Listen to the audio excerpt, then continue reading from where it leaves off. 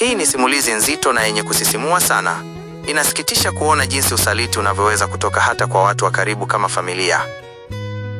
Shujaa aliyerejea.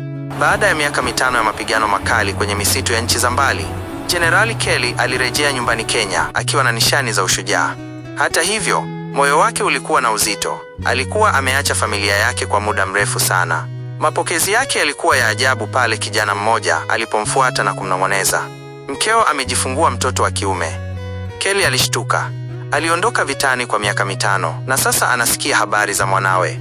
Alijua lazima amtafute mke wake, Sandra Aya, na damu yake. Siku moja akitembea mitaani, Kelly alimuona mtoto mdogo mwenye macho yenye nuru.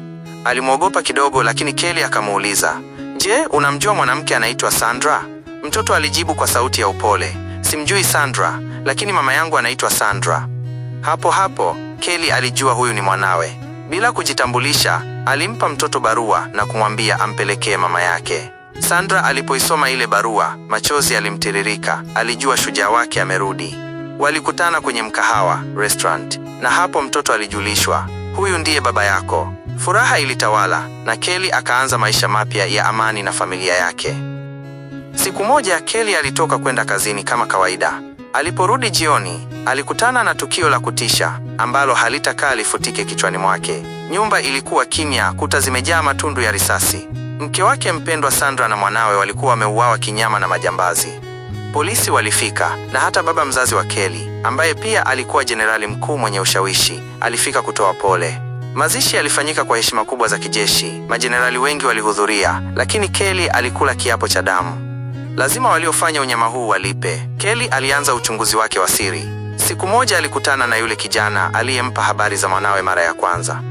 Alipoona Kelly, kijana yule alishtuka na kuanza kutetemeka. Kelly, kwa uzoefu wake wa kijeshi, alijua kijana huyu anaficha kitu. Baada ya kumkamata na kumhoji kwa ukali, ukweli mchungu ulitoka. "Ni baba yako mzazi, jenerali mkuu, na mdogo wako ndio walionituma nifuatilie nyendo zako na kutoa amri ya kuua familia yako." Moyo wa Kelly ulipasuka. Adui hakuwa msituni, bali alikuwa nyumbani. Alivaa sare zake za kivita na kwenda kukabiliana na baba yake. "Kwa nini mzee? Kwa nini uliua damu yangu?" Kelly aliuliza kwa uchungu. Jenerali mzee alijaribu kujitetea kwa maneno ya hila, lakini Kelly hakuwa na muda wa kusikiliza usaliti mwingine. Katika mapambano hayo ya mwisho, Kelly alimuua baba yake na mdogo wake ili kulipiza kisasi cha mke na mwanawe. Kelly alienda kuwazika baba yake na mdogo wake.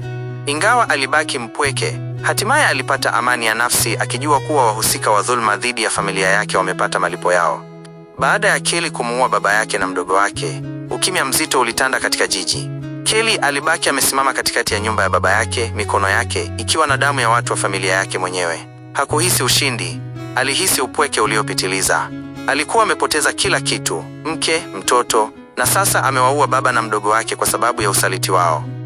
2. Mazishi ya siri. Licha ya unyama waliofanya, Kelly aliamua kuwazika baba yake na mdogo wake kwa heshima ya mwisho.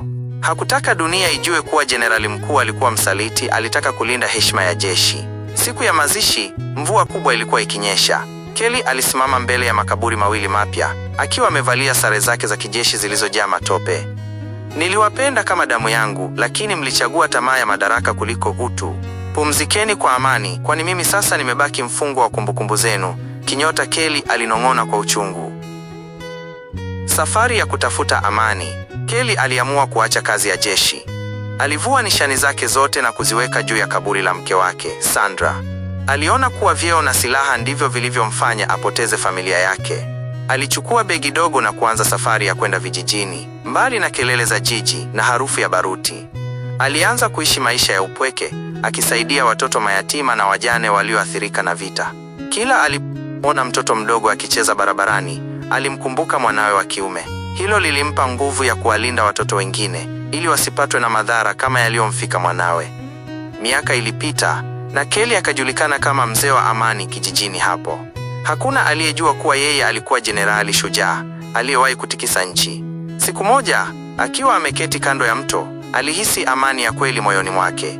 Alijua kuwa ingawa alipoteza familia yake kwa njia ya kikatili, ameweza kuzuia uovu wa baba yake usiendelee kuumiza wengine. Kelly alikufa akiwa na umri mkubwa, akiwa amezungukwa na watu waliowasaidia. Simulizi yake ikabaki kuwa fundisho kubwa. Usaliti unaweza kuja kutoka kwa yule unayemwamini zaidi, lakini amani ya kweli haipatikani kwa silaha, bali kwa kusamehe na kuanza upya.